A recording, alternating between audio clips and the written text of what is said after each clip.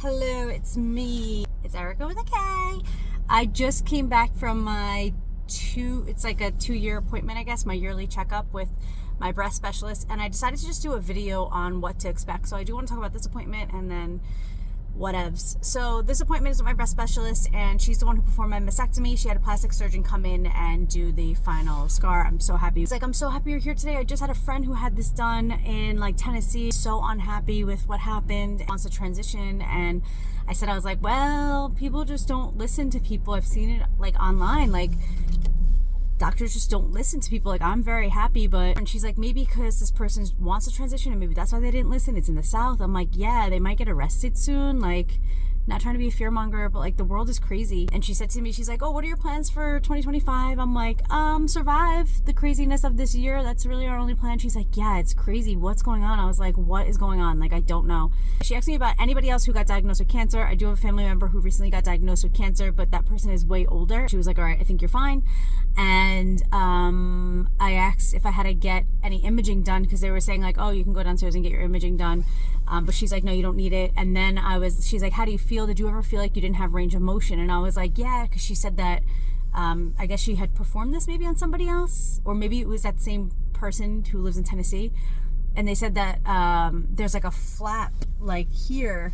And I was like, well, some people I've seen on the internet like leave a flap because they're like, oh, in case you want implants. And people are like, I don't want implants. I told you I wanted to go flat, like whatever. And she's like, yeah, I don't know if it's because her skin wasn't as tight as yours, but like there is a flap there. And she's like, I'm gonna have to go back in and like do the skin. She's like, but yours like looks amazing. I'm so happy you're here, because I wanted to ask you, like, did you lose any range of motion? And I was like, maybe in the beginning a little bit. I was like, but as soon as you gave me the clearance to do stuff, I would do the stretches from the Sloan Kettering website. And I was like, and like sometimes it felt a little bit of a pull here, but like, you know, you just kind of keep going as much as you can until it loosens up. So like, no, not really. I didn't really have any issues. And I did tell her about my hysterectomy with leaving my ovaries. And then she's like, stay away from red meat and alcohol. And I was like, she said like, not stay away. She said, keep it to like a minimum. I was like, I'm actually vegan. And then we started talking about like vegan food. And then she said that she does a chickpea, this chickpea meal. And I was like, oh, I actually do chickpea tuna. I was like, you should try it. And she was like, you know, just because it's not soy. And I was like, is soy bad? And she's like, no, you just want to not have too much of it, but it's not like bad for you. So we talked about that. Somebody had asked me like, in hindsight, like what are things I would change? Like, I don't really have any, like, I don't have anything that I would like think of or change, or that I feel like I didn't prepare myself for. I feel like I really prepared myself for all of this, and I was very prepared. Oh, I was like, I had a hysterectomy, and I actually just had to go in and get my stitches removed because they didn't dissolve. I was like, they use dissolvable stitches. I was like, when you touch, like, do you feel anything here? Like, does it feel like I have any stitches? And she was like, no, you're completely like, not at all. She's like, it's smooth as anything. Like, I don't see that at all. She's like, did you have pain? And I was like, from the hysterectomy, I was in a ton of pain from the stitches. I was like, I don't have any pain up here, but I didn't know if you saw anything. I was like, I remember when I first got my mastectomy done, I would see stitches poking out. And she's like, oh yeah, they go away eventually. And I was like, we kind of pulled them out. And she was like, yep, that's fine. Like, whatever, it's totally fine. So I just have an appointment with her in a year to just continually check up and make sure there's no lumps. She does like a whole like exam of feeling everything. They asked me the last time I got like a gynecology exam, and I didn't know what to say, because I'm like, I've been to the gynecologist like in the last year like 7 times, so like which ones of these count as an actual gynecology exam? I'm not sure, but I was like, within the last year, like I don't really know, you know, just for like cancer and stuff like that. So yeah, I feel great. I'm so happy. This was the best decision of my life. I think I'll just take this time to just talk about how important body autonomy is, and kind of what I was talking about with my breast specialist, that like, you don't get to tell somebody how they're going to feel best in their skin. It doesn't matter if you think they have the best boobs or the worst boobs, or if they feel that they're not in the right body and they want to change out of their body. You don't have a right to tell them what they can and can't do. And that doesn't stop at like, it's weird. It's like, that doesn't stop at like, well, if you need it for medical reasons, you can do it. But if it's a personal choice, you can't do it. Who are you to say that to somebody? That's insane. If it's a personal choice, it's my body. It's my choice. And I mean, that goes into everything, right? I mean, we can talk about the abortion talk. We can talk about as I am talking about transitioning, I'm not transitioning, but I feel so much more feminine in my body without my huge tits. Like, nothing about that felt feminine to me, because they weren't fake, they weren't perfect, they weren't perky. Like, I couldn't exist in that body. It plagued me to exist in that body. And I know that, like, some people think like, oh, your body was so great, and it's like, yeah, when I put work in for it to look so great, but like, it wasn't, the steering wheel was blocking my quote, for it to look so great, but like, in real life, what I had to live with was not so great. Oh, she did ask about like working out and stuff like that, and I was like, oh, you noticed my doughy belly? And she was like, no. She's like, you actually look great. She's like, it's just they found a link between being active and breast cancer. Like, you have to be active, and like, that's a big part of it. And like, drinking too much alcohol is a problem, and eating too much red meat, and being sediment. Leaving like a sedimentary life, or a sedimentary life. I don't know how to say that. Like, that's not my issue, because like, I drink like once a month. I don't eat red meat, and we're super active. So all good things. There was something else I was gonna say about this whole thing. Yeah, I just think body autonomy is so important. I think that respecting somebody's decision to do something with their body is important, whether that is coloring their hair, getting braces, getting LASIK, getting a breast enhancement, getting hair plugs. This is all somebody's choice, and I don't think that if somebody wants to transition, that should be up to anybody else. We don't communally decide how somebody identifies or how somebody feels inside their own body. It's a weird concept to think that like, you should have that control over somebody that you don't even know. You don't even know these people. It's wild to me. It's like, get a life, go control your own life.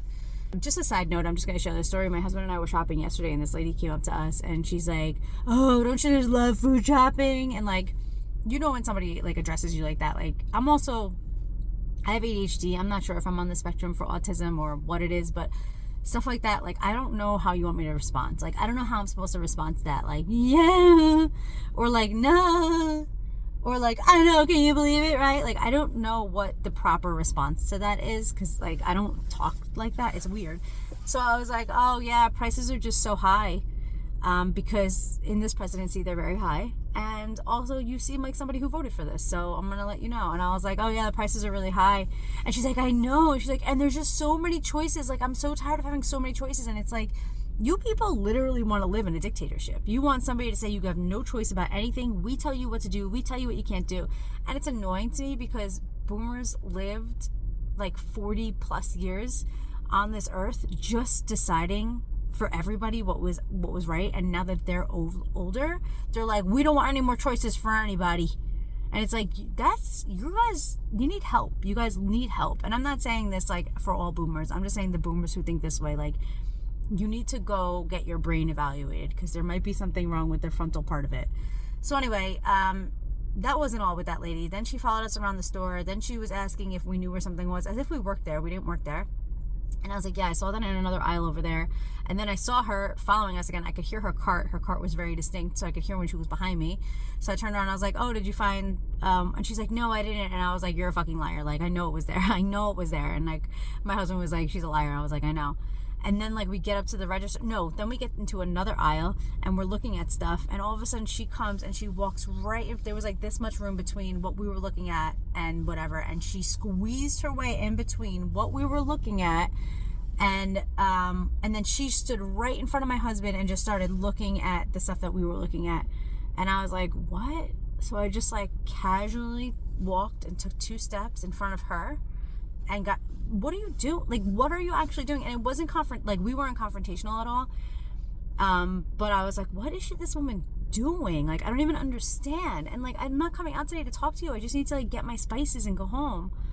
And then we got to the register, and who's behind us? She is. And then there's somebody behind her, and she starts putting all her stuff, instead of putting it, you know, you put it to like the first part in the front, and then like you gradually go back to the, what is that thing called? The conveyor belt thing. You put your stuff on there at the register. No, not her. She put it at the front, left a huge gap, and then put it at the end so that the next person couldn't put anything, and there was a huge gap in between. And it's like, this lady is so confrontational. I want to get the F away from her.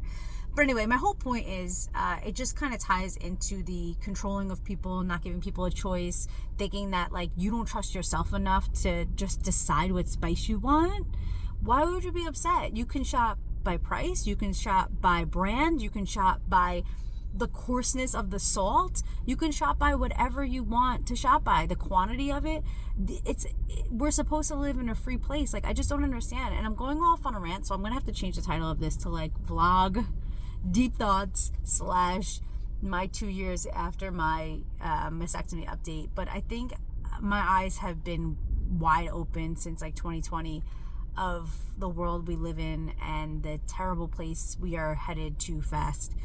And so I guess I'll just leave you guys with this. Never give up your choice for anything. Never let anybody take your choice away from you, whether that's your autonomy or your food shopping, what you want to buy in a store. Do not ever let somebody take that choice away from you.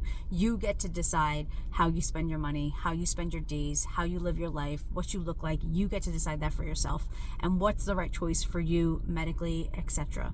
I love you all so much, and I just hope that you all have the same 2025 I have of let's just survive this for the next 4 years and regroup after that. But never let anybody take your choice away from you. All right. I love you all so much. Bye.